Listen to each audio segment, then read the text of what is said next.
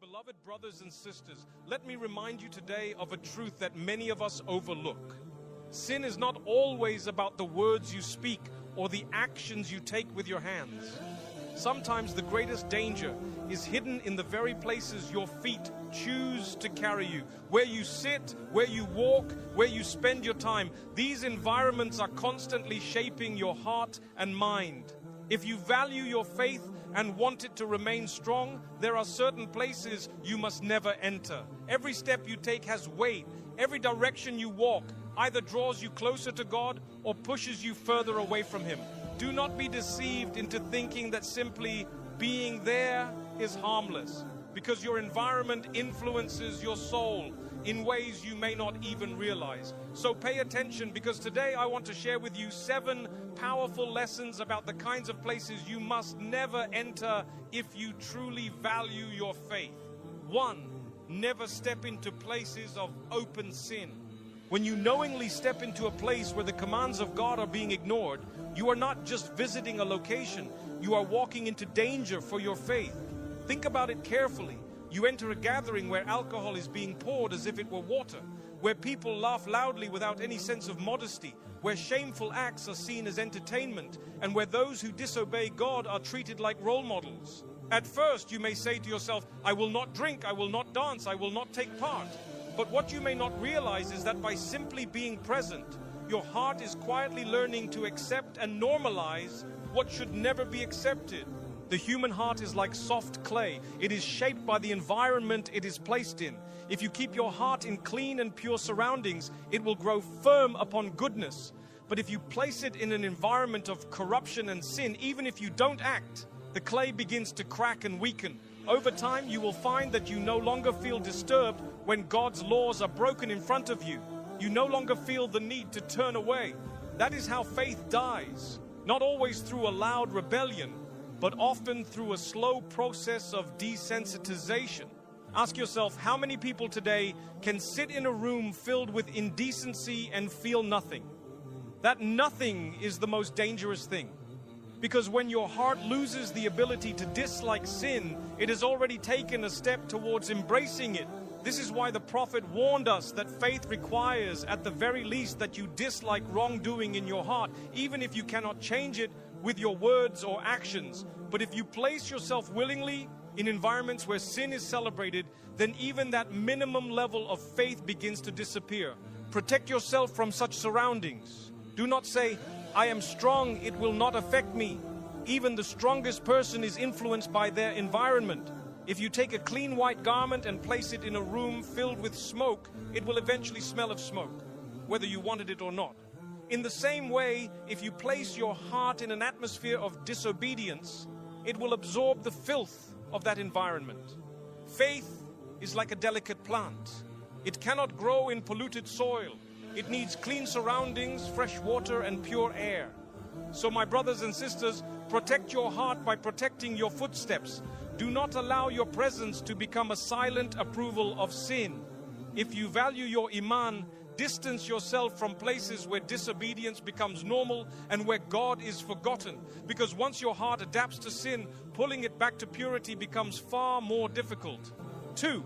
Never step into gatherings of gossip and backbiting. One of the easiest traps a believer can fall into is sitting in a gathering where people talk about others behind their backs. At first, it may seem harmless. A friend says, "Did you hear what happened to so-and-so?"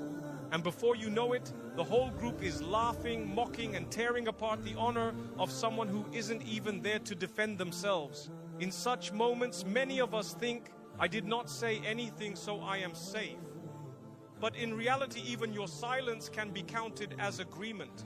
By remaining in that circle, you have chosen to be a participant in a sin that is serious enough to destroy your good deeds. God describes gossip and backbiting in the Quran with a shocking image. He asks, would any of you like to eat the flesh of his dead brother? You would hate it. Think about that for a moment. Imagine a lifeless body of your own brother before you, and someone invites you to take a bite. You would shiver in disgust and say, never. Yet God says this is exactly what happens when you backbite or when you sit and enjoy others doing it. It is not just a bad habit, it is a spiritual crime that turns you into a person who feeds on the dignity of others. The danger of these gatherings is not only in the words spoken, but in the effect they have on your heart. When you sit with people who constantly gossip, you begin to see it as normal. Your ears grow used to hearing the worst about others, your tongue becomes restless until it joins in, and your heart starts to find pleasure in hearing people's faults. And soon you realize that instead of fixing your own flaws, you are wasting your time discussing the flaws of others. Gossip is a thief. It steals your time, your energy, your sincerity, and even your faith. Think about the friendships you keep. The Prophet taught us that a person is upon the way of their close friends. So be careful who you choose to sit with. If you spend time with those who love to spread gossip, you will soon become like them. And even if you resist, the filth of their words will stain your heart. On the other hand, if you sit with people who remind you of God, who speak good words, who encourage you to learn and improve, then their company will elevate you. So ask yourself, my beloved brothers and sisters, what kind of gatherings do you sit in? Do you leave a group feeling inspired and closer to God, or do you leave with a head full of other people's faults? If it is the second, then you are in danger. Walk away from such circles. It may feel awkward at first, but it will save your faith. Protect your heart, protect your tongue, and protect your good deeds by avoiding gatherings where gossip and backbiting are the main entertainment. Because on the day of judgment, you will find that the people you mocked have taken your good deeds as compensation, leaving you empty-handed. 3. Never step into places that glorify evil. There are places that are carefully designed to pull your heart away from God. These are environments where everything revolves around desire, entertainment, and forgetting your purpose in life. Think about nightclubs, parties, and concerts where modesty is thrown out the window, where music is so loud that it drowns out any thought of prayer or remembrance, and where people feel free to indulge in whatever temptation comes their way. These places are not neutral. They are engineered to feed the ego and silence the conscience. When you step into them, you're entering an atmosphere where evil is not just present, it is celebrated. Some people try to excuse themselves by saying, I will not participate, I am just going for fun, just for the atmosphere, just to be with friends. But what many forget is that Shaitan does not need you to commit the biggest sin on the first day. He only needs a small opening. One night of exposure to such an environment can plant seeds of desire in your heart that slowly grow over time. You may not drink that night, but you start craving the atmosphere. You may not commit indecency that night, but you remember the feeling and want to return. This is exactly how the enemy works. He takes you step by step, small compromise after small compromise, until you are trapped in something you never imagined yourself doing. God warns us clearly in the Quran, do not follow the footsteps of the devil. Notice the word footsteps. The path to destruction is rarely sudden. It is almost always gradual. First you listen to the music, then you attend the party, then you feel comfortable around sin, and eventually you become part of it. A person does not fall into a pit by jumping. It usually happens by walking closer and closer until they lose their balance. Now think about the effect these environments have on your faith. In a place where the name of God is never mentioned, where people lose themselves in intoxication, where modesty is mocked, how can your heart remain soft and connected to your Creator? Even if you enter with the intention of staying pure, the constant bombardment of sights, sounds, and temptations leaves scars on the soul. Just like standing in heavy smoke leaves your clothes smelling of it, being in an environment filled with sin leaves your heart stained, whether you realize it or not. Ask yourself honestly, what do you gain from such places? Do you leave them feeling closer to God, or do you leave with a heavier heart, distracted mind, and weakened willpower? The answer is clear. Faith cannot survive in an atmosphere designed to kill it. Your heart is like a lamp. If you place it in a storm, the flame will eventually be blown out. Protect that flame by never stepping into places that glorify evil, even for a moment. My beloved brothers and sisters, remember this truth. Fun that pulls you away from God is not fun at all. It is a slow poison. True joy is not found in flashing lights or loud music, but in the peace that comes from a heart connected to its Creator. Do not sell your faith for a temporary moment of entertainment. Value your soul enough to say no to the doors of evil, and instead choose the places where your heart is remembered by the angels and loved by God. 4. Never step into friendships that drag you to sin. Sometimes the most dangerous place you can step into is not a nightclub, not a gathering, not even a sinful environment. It is the circle of friends you surround yourself with. People often think of places as buildings or locations, but in reality, your friends create an atmosphere around you every time you sit with them. The people you spend time with shape your thinking, your habits, and your values more than you realize. If you want to know the direction of your life, look closely at the direction of your friendships. If your companions constantly invite you towards wrongdoing, if they laugh at your principles, if they mock faith and belittle those who try to live a life of purity, then every time you sit with them, you are stepping into spiritual danger.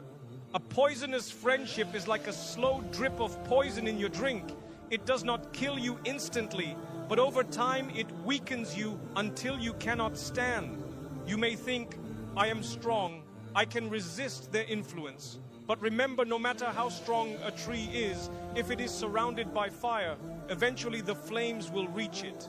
The Quran tells us about the regret of people on the day of judgment who will cry out, "Woe to me! I wish I had never taken that person as a friend. He led me away from the reminder after it had come to me." Imagine the pain of realizing too late that the people you trusted, laughed with, and shared your life with were the very ones who pulled you away from God. On that day, excuses will not help. You cannot say, "I was just trying to fit in." You cannot say, "I did not want to be left out." Every friendship was your choice, and every choice will be accounted for. Think about how easily we are influenced by those around us. If you spend enough time with people who swear, you will begin to pick up their language. If you spend enough time with people who waste hours in entertainment, you will begin to waste your hours as well. And if you spend enough time with people who sin openly, eventually you will not only feel comfortable with it, you may join them. Human beings are social creatures, and we become like the company we keep. The Prophet gave us a powerful example. A good friend is like a seller of perfume. Even if you do not buy anything, you will still enjoy the fragrance. A bad friend is like a blacksmith. Even if you do not touch the fire, you will still smell of smoke. Now ask yourself honestly, who are your closest friends? Do they remind you of prayer when you forget? Do they stop you when you are about to do wrong? Do they encourage you to learn, to grow, to purify your character? Or do they push you into situations where your faith is weakened, where sin feels normal, and where disobedience becomes a form of entertainment? The answer to that question will tell you everything about the health of your Iman. Do not underestimate the power of friendship. Many people were destroyed not because they were evil themselves, but because they allowed themselves to be led by the wrong people. And many others were saved not because they were perfect, but because they surrounded themselves with good friends who reminded them of God when they were weak. So my beloved brothers and sisters, never step into friendships that drag you into sin. Be brave enough to walk away from people who harm your faith, even if it means being alone for a while. Loneliness with God is better than companionship with those who lead you to destruction. And remember this, your friends in this world will either be your witnesses for you on the day of judgment or your witnesses against you. Choose them wisely, because every time you step into their company, you are shaping your eternal future. 6. Never step into the doors of pride and arrogance. Among the most dangerous places a believer can step into are not physical locations filled with music or sin, but the hidden doors of pride and arrogance that open in the heart. Sometimes people walk into gatherings not because they want to learn or to benefit, but simply to be seen. They want others to notice their clothing, their wealth, their position, their beauty, or their status. And once pride takes root, even the purest of places can become poisoned. You could walk into a mosque, a wedding, or a classroom with the right intention and be rewarded by God.